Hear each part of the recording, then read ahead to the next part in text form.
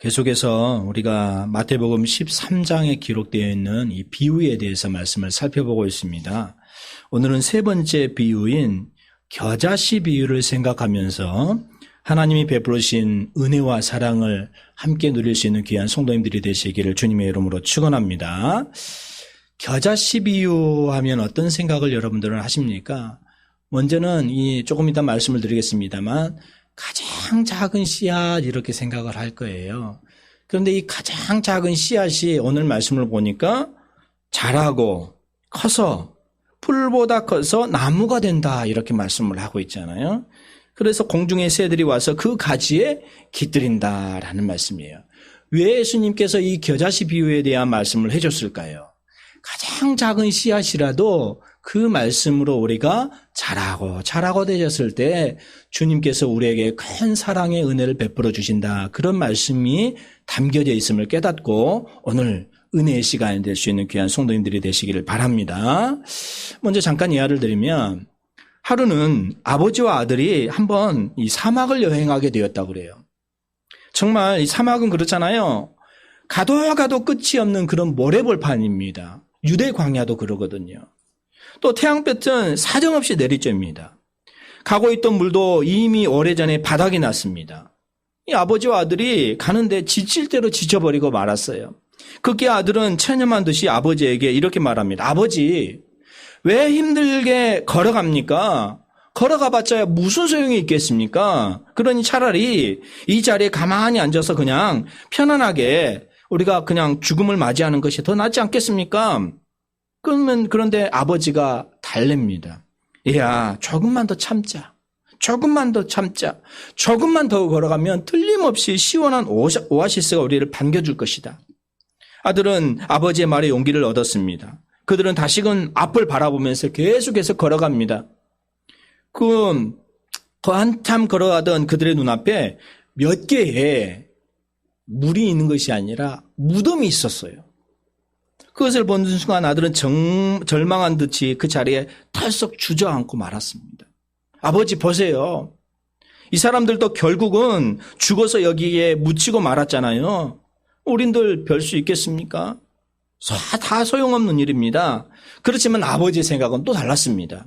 야, 이제는 우리가 정말 안심해도 되겠구나. 여기에 무덤이 있다는 것은 누군가 산 사람들이 이들을 여기에 묻어주지 않았겠느냐. 그러니 틀림없이 이 근처에 사람들이 사는 마을이 있을 것이다. 라는 그런 이야기를 하면서 아버지가 아들과 함께 계속 걸어갔다는 거예요. 과연 얼마 가지 않아서 큰 오아시스가 그들을 기다리고 있었습니다. 그래서 그들은 그동안에 가랬던 목을 시원하게 적실 수가 있었습니다. 여기까지 여러분, 이 예화가 우리에게 일깨워 주는 것이 뭘까요? 일깨워 주는 것이 있는데 소망의 중요성입니다. 어떠한 상황에서라도 소망을 잃지 말라라는 것입니다. 오늘 지금 우리는 전혀 걸어가지 못한 길을 걸어가고 있거든요. 특별히 이 코로나19라는 이 바이러스 전염병 시대를 우리가 살아가고 있습니다. 앞으로 계속해서 이 전염병, 또 다른 전염병이 와서 계속 갈 줄 몰라요. 이런 상황 가운데 우리가 살아가고 있다는 거예요. 이런 상황일지라도 우리 믿음의 사람들이 소망을 잃지 말고 주님의 말씀을 붙들면서 살아가시는 귀한 성도님들이 되시기를 바랍니다. 오늘 예수님이 겨자씨 비유를 통해서 우리에게 교훈하는 바도 마찬가지입니다. 예수님께서 작은 겨자씨를 보면서 무엇을 보셨을까요? 그것은 자란 후에 커서 나무가 되는 것을 보았다는 거예요. 아니, 한 걸음 더 나아가셔서 그 가지가 자랐지만 나무가 커서 가지에 새들이 깃들어서 지저귀는 아름다운 노래소리를 듣고 계셨다는 것입니다. 얼마나 놀라운 소망인지 몰라요. 예수님이 가지셨던 이 소망을 오늘 우리도 마음속에 품고서 매일매일 소망 가운데 즐거워하면서 살아가시는 귀한 성도님들이 되시기를 주님의 이름으로 축원합니다. 예나 지금이나 우리가 살고 있는 세상은 참으로 악한 세상입니다. 우리가 이미 씨 뿌리는 비유를 통해서 13장의 말씀을 통해서 우리가 살펴보고 있는데 가장 먼저는 주변에는 길가, 돌밭, 또 가시떨기가 나 있는 밭처럼 마음이 닫혀서 아무리 복음의 씨앗이 뿌려도 열매를 맺지 못한 사람들이 많이 있다는 거예요. 또 우리 밭의 가라지의 비유를 통해서 살펴봤지만 우리 주변에는 가라지처럼 온갖 불법을 자행하면서 주변에 있는 곡식들을 무너뜨리려고 하는 그런 사람들이 많이 있다는 것입니다. 아마도 제자들은 예수님의 이 씨 뿌리는 비유와 밭의 가라지의 비유를 들으면서 마음 한 구석 속에 일만의 불만을 가졌을 수도 있었을 거예요. 저 무수한 가라질 때문에 곡식이 어떻게 자랄 수가 있겠습니까? 거기다가 곡식들마저 질식해서 죽지 않겠습니까? 이런 불안한 생각을 가졌을 것입니다. 그래서 예수님은 세 번째 비유인 바로 오늘 겨자씨의 비유로 예수님의 마음을 위로해 주시고 그들에게 소망을 안겨주시는 그런 말씀을 해주고 있다라는 것입니다. 그 내용은 너무 간단합니다. 어떤 사람이 밭에 나가서 겨자씨 하나를 심었습니다. 우리나라도 시골에 가면 마찬가지잖아요. 저도 어렸을 때 이렇게 들깨를 좀 많이 심었거든요. 밭에 돌짝밭이 많은 곳에 들깨를 심었던 그런 기억이 있습니다. 마당 한가운데 채소밭을 일구어 넣었지요. 그리고 그곳에 여러 가지 작물들을 심잖아요. 가지, 고추, 상추, 간단한 채소를 심어서 먹습니다. 그 나라와 마찬가지입니다. 겨자는 우리가 잘 알고 있지만 톡 쏘는 맛이 있잖아요. 그래서 양념이라든지 향료로 사용됩니다. 그리고 때로는 약재로 사용되기도 합니다. 잎과 줄기는 먹기도 합니다. 그런데 겨자씨에는 특징이 있습니다. 엄청 작다는 거예요. 눈에 잘 띄지도 않습니다. 우리나라는 무엇을 작다고 할 때 뭐라고 말합니까? 깨알 같다 이렇게 말하거든요. 참깨와 같은 그런 그 씨를 빗대어서 말하잖아요. 그런데 그 나라 사람들은 겨자씨만큼 작다 이렇게 말한다는 거예요. 겨자씨는 깨알보다 더 작습니다. 눈에 잘 띄지도 않습니다. 그런데 오늘 보세요. 오늘 본문에 농부가 자기 밭에 씨를 뿌리는데 그 작은 겨자씨를 얼만큼 심었어요? 한 움큼 잡아가지고 확 뿌렸습니까? 이게 아니잖아요. 한 알 심었다고 말하고 있어요. 겨자씨 한 알. 두 알도 아닌 한 알을 심은 거예요. 눈에 보이겠습니까? 이유가 있습니다. 왜 한 알 심었을까요? 우선 겨자씨에는 놀라운 생명력이 있다는 거예요. 척박한 땅에서도 잘 자랍니다. 저도 이 깨도 심어보고 들깨도 심어봤습니다만은 돌짝밭이 있는 그곳에 뿌려도 이 깨나 들깨는 잘 자라요. 물만 잘 주면. 그런 것처럼 이 겨자씨도 그런 것 같아요. 척박한 땅에서도 잘 자랍니다. 싹이 틉니다. 일단 싹이 트게 되면 쑥쑥 자랍니다. 오늘 예수님께서도 말하고 있잖아요. 얼마만큼 자라는지 나무처럼 자란다고 말하고 있잖아요. 키가 2m 또는 어떤 것은 5m 이상 자라기까지 한다는 거예요. 버드나무처럼 가지가 양방향으로 가지를 뻗어냅니다. 그러니까 한 알만 심어도 채소밭의 상당 부분을 차지하게 되어진다는 거지요. 겨자씨에는 새들에게 있어서 좋은 먹이가 되어집니다. 그래서 공중 나는 새가 그 가지에 둥지를 튼다는 거예요. 그러면 어미새는 일부러 먹이를 구하기 위해서 날아갈 필요가 없다는 거예요. 예수님께서 지금 겨자씨 비유를 통해서 무엇을 말씀하고 계실까요? 바로 천국의 특성을 우리에게 설명해 주고 있는 거예요. 그러면 이 겨자씨 비유를 통해서 우리가 더 살펴보고자 더 은혜를 나누고자 하는 귀한 말씀을 살펴보면 먼저는 겨자씨는 모든 씨보다 작다는 거지요. 천국의 시작이 그와 같다는 거지요. 천국은 작은 데서 출발합니다. 예수님보다도 더 앞에 와서 예수님의 길을 예비했던 세례요한. 세례요한은 광야에서 외쳤던 말이 있잖아요. 회개하라. 천국이 가까웠느니라. 천국은 예수님에게서 시작되었습니다. 그러나 그 시작은 너무 미미했습니다. 그래서 요한복음 1장 46절에 보니까 나다나엘이 빌립에게 이렇게 말해요. 나사렛에서 무슨 선한 것이 날 수 있겠느냐. 무슨 선한 것이 나사렛이라는 동네에서 날 수 있겠느냐라고 이렇게 의문을 품었다는 것 아니겠습니까? 당시 사람들의 눈으로 보기에 예수님은 시골에서 목수 일을 하던 무명의 존재, 또 겨자씨와 같은 존재 지나지 않았어요. 그러니까 그 작은 마을에서 어떤 것이 선한 것이 날 수 있겠느냐, 이렇게 사람들이 계속 말하고 있는 것 아니겠습니까? 예수님의 제자들도 마찬가지예요. 예수님의 제자들을 고작 12명에 불과했습니다. 그들 가운데 한 사람은 실패해버렸죠. 그들은 배운 것도 없습니다. 가진 것도 없습니다.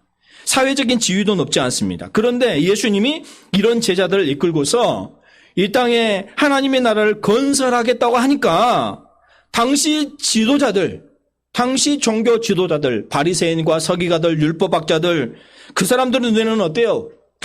웃기는 일이지. 비웃음을 치는 그런 일 아니겠습니까? 그래서 누가복음 17장 20절에 보니까 바리새인들이 예수님에게 이런 질문을 해요. 하나님의 나라가 어느 때 임합니까? 이렇게 질문을 해요. 그때 예수님께서 이렇게 대답하시거든요. 자, 한번 찾아보실까요? 누가복음 17장입니다. 누가복음 17장 20절에서 21절. 바리새인들이 예수님의 질문에 대한 답이에요. 하나님 나라가 어느 때 임합니까? 이렇게 대답하자 누가복음 17장 20절 21절 함께 읽겠습니다. 바리새인들이 하나님의 나라가 어느 때에 임하나이까 묻거늘 예수께서 대답하여 이르시되 하나님의 나라는 볼 수 있게 임하는 것이 아니요 또 여기 있다 저기 있다고 또 못하리니 하나님의 나라는 너희 안에 있느니라. 예수님에게서 하나님 나라는 이미 시작되셨습니다. 그런데 하나님의 나라는 볼 수 있게 임하는 것이 아니라고 그랬습니다. 왜 그랬을까요? 왜 그렇습니까? 영적이기 때문에 그렇습니다. 그러나 예수님이 이 말씀을 하실 때 중요한 뜻이 있습니다. 그 당시로서는 백성들의 수가 너무 작았기 때문에 겨자씨처럼 미미했다는 거예요. 그러나 겨자씨에는 놀라운 생명력이 있다는 거죠. 시작은 미미했지만 나중은 심히 창대하는 것이 천국 백성의 특징인 줄 믿습니다. 우리가 믿음의 사람으로 복음의 씨앗을 심을 때 하나님께서 저와 여러분들 또 말씀 안에서 더 풍성하게 이루어가게 하실 줄 믿습니다. 하나님이 나에게 맡겨주신 하나님의 일이 겨자씨처럼 하찮게 보일지라도 그것을 우리가 소홀히 여기지 말라라는 것입니다. 이것을 통해서 하나님 나라가 싹트고 확장되어 나가는 것이죠. 저와 여러분들 우리 이름교회가 이 말씀의 복음 안에서 점점 성장해가고 믿음의 역사가 나타나시는 귀한 축복의 역사가 있으시기를 주님의 이름으로 축원합니다. 천리길도 한 걸음부터 이런 말이 있잖아요. 한 방울의 물이 모여서 태평양을 이루게 되신다는 거죠. 한 줌의 눈이 그 무게가 얼마 되지는 않지만 계속해서 쌓이고 또 쌓이면 어때요? 나뭇가지를 꺾어버린다는 거지요.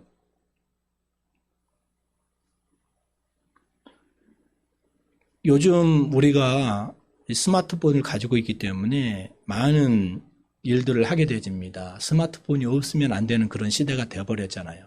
이제 내년에 가면은 주민등록증도 이 스마트폰으로 들어온다 그래요. 그래서 모든 것들을 이렇게 알 수 있게끔 어떻게 보면 이 스마트폰이 없으면 안 되는 그런 시대가 되어버린 거죠. 메시지를 우리가 하고 있는데 가장 큰 메시지를 하고 있는 것이 카카오잖아요. 카카오톡인데 카카오톡의 이 대표이사 여러 사람이 있는 것 같아요. 그 가운데 김범수 씨라는 사람이 있습니다. 김범수 인터넷에 치면 나오는데 그 일생의 일화가 나오거든요. 이분이 보니까 1966년생입니다. 출신이 담양이에요. 근데 담양을 보니까 담양에서 살았는데 너무너무 가난한 거예요. 너무너무 가난해서 내가 돈을 벌겠다. 그래가지고 삼성에도 들어갔고 그리고 여러 계열사를 들어갔고 삼성에 들어가서 한 5년 뒤에 퇴직을 하고 PC방을 차렸다 그래요. 그 PC방에서 성공을 했습니다. 근데 PC방도 아내에게 맡겨버리고 또 다른 일을 하고자 이렇게 열심히 했던 그런 일들 일화가 이렇게 소개되어 있습니다. 근데 제가 말씀을 드리고 싶은 것은 뭐냐면요. 지금 우리나라에 경제적으로 가장 큰 재산을 가져가지고 1위라 이렇게 뽑는다면 삼성이겠지요. 삼성 이재용 사장이겠죠. 지금 감옥에 있지만 모르겠습니다. 이제 8월 15일 날 나올란가도 모르겠습니다만은. 그런데 이재용 씨가 가지고 있는 재산이 얼마나 되냐 보니까요. 지금 보니까 순자산이 14조 원 정도 된다 그래요. 14조 원 순자산이. 그런데 제가 이 카카오 김범수 씨를 보니까 2021년 이 순자산이 이재용 씨보다 더 넓은 15조 5천억이라는 거예요. 그러니까 우리나라 1위가 되는 거예요, 이 사람이. 이 사람이 보니까 여러 일화가 있는데 정말로 어떻게 보면 탄탄하게 미래지향적인 그런 모습을 보면서 여기까지 왔던 것을 제가 읽어보았습니다. 2021년 그 재사가 68조라 그래요. 어마어마하지 않습니까? 제가 이 말씀을 드린 것은 지금 또 다른 사람의 예화를 좀 드리기 위해서 그러는데 예전에 미국에 석유했던 존 록펠러라는 사람이 있잖아요. 이 사람도 마찬가지인데 세 가지 기적을 일으킨 사람으로 알려져 있습니다. 먼저는 그는 가난했습니다. 그런데 세상에서 제일 가는 부자가 되었는데 그 젊은 시절 일당 4센트의 적은 돈을 받고 땡볕에서 하루 종일 감자 캐는 일을 했다고 그래요. 그러던 그가 자수성가가 되어서 세계에서 제일 가는 부자가 되었습니다. 두 번째, 그는 이 세상에서 제일 많은 돈을 남을 위해서 쓴 사람이었어요. 그가 일평생 동안 자선사업에 희생한 돈이 7억 5천만 달러라고 그래요. 지금 우리나라 돈으로 계산해도 1조가 넘는 그런 돈입니다. 그러니까 그 당시에 얼마나 큰 금액이었느냐는 거지요. 또 그의 후손들과 그의 자식들이 함께 자선사업에 쾌척한 돈의 액수가 모두 합치자면 25억 달러가 넘는다는 거예요. 아무튼 그는 세상에서 남을 위해 가장 많이 돈을 쓴 사람입니다. 아직까지 이 기록을 깬 사람이 없어요. 물론 지금 우리나라에도 많은 그런 기부를 하고 또 자녀들에게 남기지 않고 사회에 환원한 그런 일들이 많이 있는 것을 제가 보게 되어집니다. 또 그는 한때 건강이 아주 악화할 정도로 나빴다고 그래요. 의사가 얼마 살지 못한다고 이렇게 진단을 했습니다. 그러니까 먹을 수 있는 것은 하루 비스켓 한 조각과 우유 한 잔이 다였다고 그래요. 그런데 그가 98세까지 장수했습니다. 그렇게 오래 살면서도 그의 치아는 하나도 썩지 않았습니다. 그러니까 록펠러가 세계에서 제일 돈이 많은 사람이었는데 또 남을 위해서 가장 돈을 많이 썼던 사람이었다는 거예요. 그랬던 그가 절대로 작은 돈이라고 함부로 낭비하지 않았다고 그래요. 그는 자기가 단골로 가는 식당에서 식사를 할 때마다 자기를 위해서 봉사하는 종업원에게 언제나 15센트의 팁을 준다는 거죠. 물론 이 미국이라는 그런 나라는 식당에 가면 의무적으로 몇 프로의 그런 인센티브를 그 종업원에게 주게 되어 있습니다. 이게 지금 일화가 되어 있는 거지요. 이 사람도 마찬가지예요. 15센트의 팁을 주었다 그래요. 그런데 하루는 식사하고 나니까 팁을 주기 위해서 주머니를 뒤졌더니 5센트밖에 없는 거예요. 그래서 종업원에게 5센트만 팁을 주었습니다. 평소에도 작은 팁에 불만이었다 그래요, 이 종업원이. 그렇게 많은 돈을 가지고 있던 부자가 이것밖에 주지 않는다는 것이 불만이었다 그래요. 불만소리를 했다는 거예요. 그러니까 5센트만 주니까 어때요? 평소에는 15센트 주다가 5센트 주니까 더 불만 있지 않겠습니까? 록펠러 씨, 내가 만일 당신 같은 부자라면 그까지 10센트 때문에 째째하게 굴지 않겠습니다. 이렇게 되물었다는 거예요. 그 소리를 듣고 록펠러가 종업원에게 점잖게 타일렀다는 거예요. 이 사람아, 자네는 그런 생각을 가지고 있기 때문에 지금까지 종업원의 자리를 벗어나지 못한다는 것이네. 부자인 나도 10센트를 아끼는데 어떻게 자네가 10센트를 하찮게 여기는가? 이렇게 되물었다는 거예요.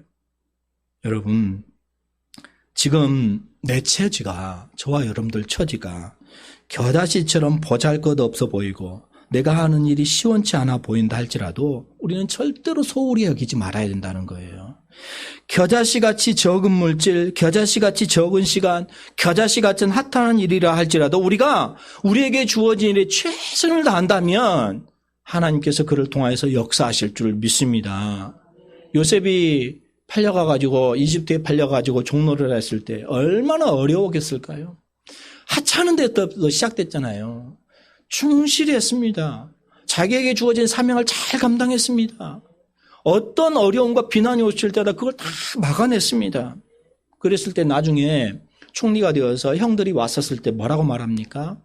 슬퍼하지 마세요. 근심하지 마세요. 하나님이 나를 이곳에 미리 보내셨다고 말씀하고 있다는 거예요. 그렇습니다. 우리가 우리에게 주어진 일에 최선을 다할 때, 그리할 때 그것이 심히 창대해 주는 그런 일이 역할이 나타나게 될 줄 믿습니다. 이게 지금 예수님께서 겨자씨 비유를 제자들에게 말씀해 주고 있는 첫 번째 특징입니다. 자, 두 번째로는요, 겨자씨는 자란 후에 나물보다 커서 나무가 된다는 거예요. 천국의 두 번째 특징이 여기 있어요. 시작은 미약하였지만 그러나 점점 확대되어서 나중은 심히 창대하게 되어진다라는 거예요. 예수님 당시 예수님을 배척했던 사람들이 아마 이렇게 생각했을 거예요. 예수님만 죽으면 모든 문제는 끝난다. 그래서 그들은 예수님을 십자가에 못 박았습니다. 과연 그들의 생각대로 됐을까요? 아니잖아요. 겨자씨 한 알이 골고다 언덕 위에 심겨졌습니다. 사울 위에 싹이 텄습니다. 쑥쑥 자라기 시작했습니다. 가지를 뻗어갑니다. 그 가지는 예루살렘을 넘어서 온 유대와 사마리아와로 뻗어갔습니다. 안디옥을 거쳐서 소아시로 뻗어갔습니다. 지중해를 건너서 마게도냐로 로마까지 뻗어갔습니다. 온 유럽을 복음으로 점령했습니다. 그런데 거기서 멈추지 않았다는 거예요. 영국으로 건너갔습니다. 미국으로 건너갔습니다. 120년 전에 그 가지가 우리나라까지 뻗어왔다는 거예요. 지금도 계속해서 성장하고 있습니다. 이것이 바로 복음의 능력이고 천국의 특성인 줄 믿습니다. 우리의 현실이 지금 겨자씨처럼 미미합니까? 우리에게는 소망이 있습니다. 주님의 약속이 있습니다. 그것을 바라보면서 살아가야 될 줄 믿습니다. 우리가 너무너무 잘 알고 있는 좀 종교가 다르지만 인도의 수녀 테레사 여사를 잘 아시지요. 폰시그는 알바니아의 한 노동자의 가정에서 태어났다 그러죠. 배우지 못했습니다. 가진 것도 없었어요. 우리가 사진을 보면 너무너무 왜소하잖아요. 너무너무 말랐어요. 작아요. 볼품이 없어요. 근데 그야말로 겨자씨 한 알처럼 미미한 존재였죠. 근데 그는 늘 자신을 스스로 가리켜서 즐겨하는 말이 있었다고 그래요. I am nothing. 나는 아무것도 아닙니다. 1979년 그가 노벨 평화상을 받게 되었을 때도 그는 연설 가운데 똑같은 말을 했어요. I am nothing. 나는 아무것도 아니라는 거예요. 이런 테레사가 인도의 비민촌으로 뛰어들었잖아요.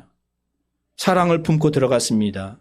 그곳에 버려진 사람들, 병든 사람들, 죽어가는 사람들을 최선을 다해서 정성껏 돌보았습니다. 하나님은 그를 통해서 놀라운 역사를 일으키잖아요. 무사람들의 마음을 감동시킨 사랑의 연인이 되잖아요. 그래서 빙굴의 성자라는 말이 붙게 되어졌지요. 1997년 그가 죽었을 때 인도에서 국장으로 그의 장례식을 성대하게 치러졌습니다. TV에서 통해서 전 세계에 그의 장례식이 반영되었는데 많은 사람들이 그것을 보면서 눈시울을 적셨다는 거죠. 겨자씨같이 작게 시작했던 그의 삶이 놀랍도록 성장해서 얼마나 큰 영향력을 끼쳤는지 몰라요. 얼마나 큰 나무 열매를 맺게 되었는지 몰라요. 또 미국의 어느 주일학교 교사 이야기인데요. 하루는 교회를 가는데 골목의 길에서 코올리기 아이들 4명이 놀러 오고 있는 모습을 보게 되었어요. 그래서 그 아이들을 잘 설득해서 교회 가자. 주일학교 가서 말씀을 듣자. 예전에 아마 생각해 보세요. 시골에 얼마나 아이들이 많이 놉니까? 아이들이 많았기 때문에 저를 또 뭐 국민학교, 초등학교, 중학교 갔을 때도 몇 명이 있어 몇백 명이 있는지 몰라요. 얼마나 많았는지 몰라요. 그러니까 그 아이들이 있어서 그 사랑을 다해서 주어서 교회 가자. 그리고 교회 올 때마다 그에게 복음을 심어줬죠. 그 당시 아이들에게 심겨진 믿음은 겨자씨만큼 아주 미미했을지 모릅니다. 그로부터 30수년이 흘렀습니다. 그는 생일을 맞아 4통의 축하 전보를 받게 되어졌죠. 그 4명의 아이들로부터 수년이 지나가지고 편지를 받게 되어졌어요.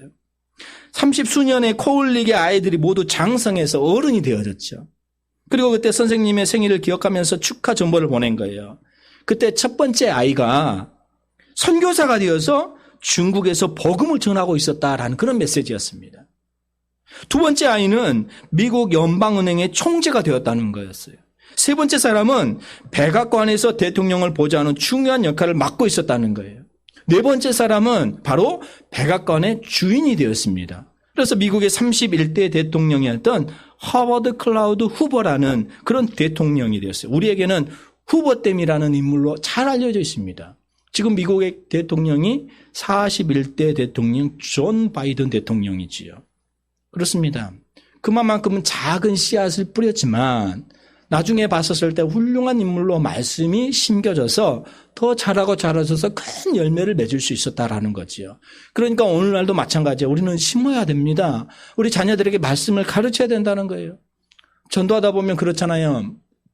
길거리에서 전도하면서 보였을 때 어렸을 때는 교회 나갔습니다. 이런 사람들 많이 만나게 되어져요. 중간에 교회 나가지 아니하고 장상에서 교회를 다니지 않는 그런 분들을 보게 되죠. 얼마나 안타까운지 모르잖아요. 사랑하는 우리 성도 여러분, 주 안에서의 수고는 결코 헛되지 않는다라는 것입니다. 하나님이 나에게 어떤 사명과 직분을 주셨든지 감사한 마음으로 영광스럽게 주의 일에 더 헌신하시는 귀한 성도님들이 되시기를 바랍니다. 지금 시작은 미약하다 할지라도 하나님의 약속이 있습니다. 소망이 있습니다. 나중에는 반드시 창대하게 되신다는 거예요. 그것이 복음의 능력입니다. 생명입니다. 천국의 특성이다라는 것이지요. 자, 세 번째로요. 공중에 이제 새들이 와서 그 가지에 깃들인다 이렇게 말씀을 하고 있잖아요. 자, 한번 보실까요? 다시 오늘 본문으로 돌아갑니다. 13장, 마태복음 13장 32절. 함께 읽겠습니다. 이는 모든 씨보다 작은 것이로되 자란 후에는 풀보다 커서 나무가 되매 공중에 새들이 와서 그 가지에 깃들이니라. 여러분, 나무로 인해서 누가 혜택을 봅니까? 새들이 혜택을 보죠. 마찬가지입니다. 지금 천국의 세 번째 특징이 여기 있는데 복음의 씨앗이 뿌려지는 것마다 그곳에 살고 있는 사람들의 놀라운 혜택을 받게 되신다는 거예요. 그 사람이 믿든지 믿든지 않든 간에 그 사람이 기독교이든지 아니든지 간에 상관없이 혜택을 받게 되십니다. 우리나라가 참으로 교회에 돌아와서 기독교가 가장 교회를 세운 것도 있지만 그 가운데 병원을 먼저 세우게 되어지잖아요. 그러니까 교회에 병원이 세워지게 되어지면 믿는 사람뿐만 아니라 안 믿는 사람도 혜택을 보게 되어지잖아요. 우리 광주에는 양림교회가 세워져서 그 기독교 병원이 세워져서 그곳에서 싹트게 되어졌잖아요.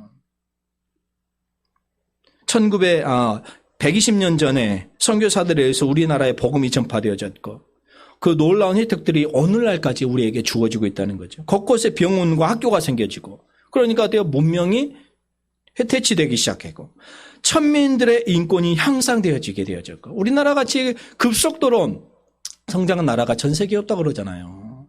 얼마나 지금 위상이 높아졌습니까? 지금 올림픽을 도쿄에서 하고 있습니다만은 그 위상이 얼마나 높아졌는지를 체험할 수가 있잖아요. 한국 하면은. 제가 잠깐 이렇게 인터넷을 봤는데 양궁이 우리나라 선수들이 대단하게 이렇게 잘하잖아요. 5개 걸려 있습니까? 5개 걸려 있는데 4개를 땄죠. 4개를. 한 개는 남자 개인에서 못 따가지고 이렇게 됐는데 그런데 잠깐 보니까 양궁 그 양궁 기계가 있잖아요. 활 쏘는 기계. 그걸 미국에서 보통 잘 만드는데 미국에서 그런 거예요. 우리나라에서 만든 것이 한국에 안 주겠다는 거예요. 네. 하도 너무너무 잘해보니까 기술을 전수 안 해주겠다. 그러면 어떻게 하겠냐. 우리나라에서 만들어버리겠다. 이렇게 말하는 거죠. 일본에서도 그랬잖아요. 반도체를 많이 이렇게 수입해서 썼는데 일본 사람들이 안 주니까 그러면 우리나라에서 만들어버리겠다. 이렇게 해가지고 점점 우리나라화 되는 그런 것들이 있잖아요. 그래서 메드 인 코리아 하면 얼마나 다른 나라에서 너무너무 좋아하는 것들을 우리가 볼 수가 있잖아요. 그런 것 같아요. 그만큼 위상이 높아졌다는 것 아니겠습니까? 왜요? 하나님의 말씀이 이제 들어와서 복음의 씨앗이 심고 그 씨앗이 이제 점점 싹트서 우리나라가 그만큼 믿음의 사람으로서 말씀 안에서 이렇게 썼기 때문에 그렇다라는 거죠. 코로나 때문에 많은 교회들이 이렇게 예배드리지 못하게 하는 가장 큰 이유가 뭡니까? 이 복음의 영향력이 자꾸 이렇게 줄어들까봐 더 전파되고 더 믿음의 사람으로서 이렇게 커야 되는데 그러지 못하고 있는 것이 너무너무 안타까운 것이죠. 어떻게 됐든지 간에. 문을 닫아놓고 복음을 받아들이지 않는 가장 큰 나라를 생각하면 북한을 생각하면 너무너무 안타깝잖아요. 우리가 요즘은 많이 영상을 통해서 이렇게 알 수가 있고 접하게 되어지지만 예전에는 그렇잖아요. 앙상한 뼈마디만 남아있던 그런 사진들을 우리가 접하게 되는 것들을 볼 수 있잖아요. 하나님은 아브라함에게 창세기 12장 1절에서 3절에 이렇게 말하고 있습니다. 너는 복이 될지라 이렇게 말하고 있거든요. 하나님 지금도 그 믿음의 후손인 우리에게 말씀합니다. 너는 복이 될지니라. 물론 우리가 하나님의 축복 속에 잘 사는 것도 중요합니다. 그러나 나로 인해서 내 가정과 내 이웃과 내 주변에 있는 사람들이 함께 복을 누리면서 살아간다면 그보다 더 큰 축복이 어디 있냐는 거지요. 교회가 그래야 되는 것 같아요. 저도 그렇습니다. 하나님의 역사하심이 나타나면서 드러나야 된다는 거예요. 교회 안에서는 사랑이 넘치고 말씀이 넘치는 그런 교회로 서갈 때 그 선한 영향력이 끼치지 않겠습니까? 가장 싫어하는 것이 있어요. 교회 안에서 싸움이거든요. 다툼이거든요. 분란이거든요. 사도 바울이 마지막 여정, 이 죄수의 몸으로 배 타고 로마로 호송되는 그런 일이 있습니다. 후송되어지는 일인데 배 타고 가게 되어지는데 지중해를 건너가게 되어지는데 저도 그 이집트에 가서 이렇게 지중해를 바라보면서 하는데 너무 높고 그 바람이 조금만 치면 파도가 얼마나 크게 불어온지 몰라요. 그걸 보고 왔는데 지금 바울이 그 배를 통해서 이스라엘에서 배를 통해서 로마로 가게 되어지죠. 그런데 그 배 안에 몇 명이 타고 있으냐? 276명이 타고 있습니다. 그런데 한동안 평평하던 바다에 유라굴로라는 광풍이 불기 시작했어요. 우리나라 말하면 태풍이죠. 그 바람에 모두가 죽을 처지에 높게 있었습니다. 그 배에 타고 있던 선장, 선주 또는 백부장 모두 소용이 없었어요. 모두가 죽음을 기다리고 있었어요. 그때 하나님의 사자가 사도 바울에게 나타나서 이런 말을 합니다. 바울아, 하나님께서 너와 함께 승상한 모든 사람들의 생명을 너의 손에 붙여놓으라 이렇게 말합니다. 여러분 이 말이 무슨 뜻일까요? 사도 바울 한 사람 때문에 그곳에는 모든 사람들이 살게 되어졌습니다. 말하자면 바울은 그곳에 있는 모든 사람들에게 복이 되는 것이지요. 오늘 이름교회가 저와 여러분들이 하나님의 말씀으로 깊이 뿌리를 내줘서 선한 영향을 끼치고 말씀의 역사가 나타나시는 귀한 성도님들이 되시기를 바랍니다. 노벨 문학상을 수상했던 헤르만 헤세의 작품 가운데 어거스트라는 작품이 있어요. 아이를 낳지 못하는 부모가 있었는데 고민을 했습니다. 그런데 다행스럽게 아들을 낳았거든요. 그 이름이 바로 어거스터인데 그가 태어나기 전 신비한 노인이 밤중에 산모에게 나타났다 그래요. 그리고 이렇게 말합니다. 당신의 아들의 탄생을 축하합니다. 그 아이를 위해서 내가 꼭 한 가지 소원을 들어주겠습니다. 소원이 무엇입니까? 어거스터의 어머니는 곰곰이 생각하다 이렇게 말했어요. 이 아이가 자라면서 모든 사람에게 사랑을 받으면서 살게 해주세요. 사랑을 잘 생각하셔요. 사랑을 받으면서 살게 해주세요. 그의 소원대로 이루어졌어요. 이 아이가 자라면서 많은 사람들의 사랑을 받았습니다. 부모님의 사랑을 받습니다. 학교에 다니면서 선생님의 사랑을 받습니다. 친구의 사랑도 받습니다. 이웃의 사랑도 받습니다. 그런데 결코 그것은 행복한 삶이 아니었다는 거예요.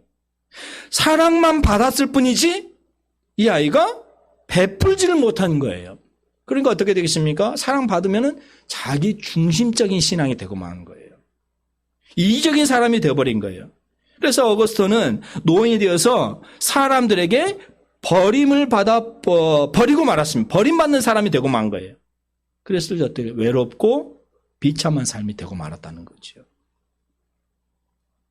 그런 그에게 한 번은 신비한 노인이 나타나더래요. 그래요. 노인은 어거스터에게 물었습니다. 당신의 삶에 만족하십니까? 어거스터는 고개를 설레설레 흔들었다 그래요. 내가 당신에게도 한 가지 소원을 이루어 주겠습니다. 그 소원이 무엇입니까? 그는 주저하지 않고 이렇게 말했다 그래요. 모든 사람에게 사랑을 받으면서 살아가는 사람이 아니라 모든 사람을 사랑하면서 살아가는 사람이 되게 해주세요. 이렇게 말을 했다는 거죠. 사랑받고 살아가는 것은 어렸을 때는 참 좋습니다. 하지만 그게 계속해서 쌓이고 쌓이면 줄 모른다는 거죠. 우리가 잘 알고 있는 그런 우화 가운데도 있잖아요. 어떻게 보면 허리병에 손을 집어넣어서 안에 있는 것을 잡아 끄집어 내려고 할 때 주먹 쳐버리면 그 허리병이 나오지 못하잖아요. 펼칠 때 그 허리병이 나았잖아요. 그런 것처럼 우리도 그렇습니다. 우리 교회가 저와 여러분들이 또 나눠주고 베풀어주고 또 하나님께서 역사하신 일들을 체험하고 사랑 안에서 서가는 그런 교회로 서갔으면 하나님께서 기뻐하시는 그런 교회로 서가지 않겠습니까?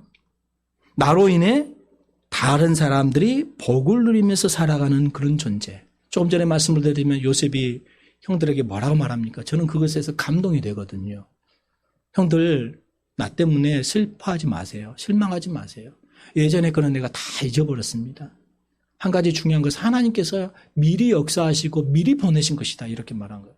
어떻게 보면 얼마나 억울했겠습니까? 가슴속에 얼마나 어떻게 보면 있었겠습니까? 우리가 상상하더라도 그렇잖아요.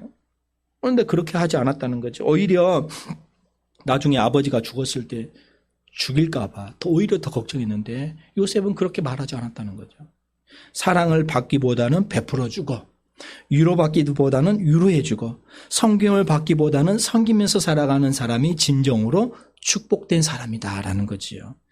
오늘 말씀 예수님께서 겨자씨 이야기를 해주는데 천국은 마치 사람이 자기 밭에 갖다 심은 겨자씨 한 알과 같다 이렇게 말하고 있다는 거예요. 지극히 작은 씨앗입니다. 그렇지만 그가 자란 후에 나무가 되어집니다. 그리고 공중에 나는 새들이 그 가지에 깃들입니다. 우리의 삶이 현재 겨자씨처럼 미미하다 할지라도 낙심하지 마시기를 바랍니다. 코로나 때문에 많은 사람들이 교회를 다 한꺼번에 취급해버려요. 보세요. 우리가 다 보더라도 교회 안에서는 바이러스가 이렇게 전파되지 않았어요. 더 교회가 큰 교회들이 다 많이 이렇게 더 중요하고 깨끗하게 그러면서 예배드리고 있는 모습을 중심을 하나님께서는 보실 줄 믿습니다. 그런데 세상 사람들은 그렇지 않는다는 거죠. 우리의 삶이 그럴지라도 슬퍼하지 말고 우리에게 있는 소망이 있습니다. 예수님 한 분만 바라보면서 살아가시는 귀한 성도님들이 되시기를 바랍니다. 겨자씨 안에서 하늘에서 큰 나무를 보면서 우리 이름교회 안에서 큰 나무를 보면서 그 가지에서 기저귀는 새들의 노래소리를 들으셨던 예수님의 소망. 예수님이 그렇게 들으시잖아요. 자, 32절에 보니까 자란 후에는 풀보다 커서 나무가 되매 공중에 새들이 와서 그 가지에 깃들이느니라. 새들이 와서 가만히 있습니까? 아니잖아요. 노래도 부르고 자녀를 낳고 둥지도 치우고 얼마나 그 상상해 보세요. 얼마나 기쁨이 있습니까? 교회가 그런 곳이 되어야 되지 않겠습니까? 나로 인해서 내 가정과 내 이웃과 주변에 있는 모든 사람들이 축복을 누리는 그런 삶을 살아가야 된다라는 거예요. 예수님께서 지금 비유적으로 말씀해 주는 거예요. 첫 번째 비유, 두 번째 비유, 오늘 세 번째 비유인데 계속해서 세상 사람들과 그렇게 살지 말고 오늘 우리에게 주어지는 여러 가지 일이 있지만 더 천국을 바라보면서 말씀 안에서 살 수 있는 그런 삶을 살아가라라고 이렇게 말씀하고 있는 거예요. 코로나 시대를 우리가 살아갑니다. 또 다른 변이적인 바이러스가 또 오게 되어지는 거예요. 그렇지만 그런 것들이 우리를 잡을 수는 없어요. 우리는 그 가운데 말씀을 붙들면서 서가시는 귀한 성도님들이 다 되시기를 주님의 이름으로 축원합니다. 기도하겠습니다. 거룩하신 하나님 감사합니다. 오늘 예수님께서 우리에게 주신 귀한 말씀 우리가 깨닫고 오늘 겨자씨와 같은 작은 씨앗을 심었지만 그것이 자라고 또 자라서 크게 자람으로 말미암아서 천국 시민된 천국 백성된 삶으로 우리가 소망을 품으면서 살아갈 수 있도록 인도하여 주시옵소서. 우리 이름교회를 이런 천국 소망의 꿈을 바라보면서 여기 모여서 우리가 함께 신앙생활하며 기쁨의 모습으로 즐거움의 모습으로 우리가 살아갈 수 있도록 인도하여 주시옵소서. 우리 성도님들 한 사람 한 사람 주님께서 축복하여 주시고 우리는 다 할 수 없습니다. 하지만 하나님은 다 하시고 계신 줄 믿습니다. 그 복음된 소망을 붙들면서 우리가 이 세대를 살아갈 수 있도록 인도하여 주시옵소서. 모든 말씀을 감사를 드리오며 예수 그리스도의 이름으로 기도하옵나이다. 아멘.